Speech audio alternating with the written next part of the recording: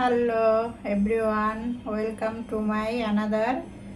তো ছোট্ট একটি মিনি ব্লগ নিয়ে আমি আপনাদের মাঝে হাজির হলাম। তো আলু আর এই যে উস্তা দিয়ে আমি হলুদ মরিচের গুঁড়ো দিয়ে দিয়েছি। তো আমি এই যে তেলটা দিয়ে দিলাম। কাচকি মাছ আমি হাতে মাখিয়ে এটাকে চুলায় বসাবো।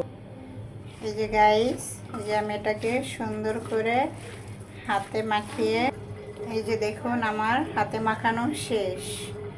করলা তো তিতে, অনেকে খায় না, তো আমি কাচকি মাছ দিয়ে এটাকে খুব পছন্দ করে আমি খাই। তো রাত 1টা বাজে, ছেলে মেয়ের জন্য মার্কেটে গিয়েছিলাম, তো রান্না করতে করতে দেরি হয়ে গিয়েছে।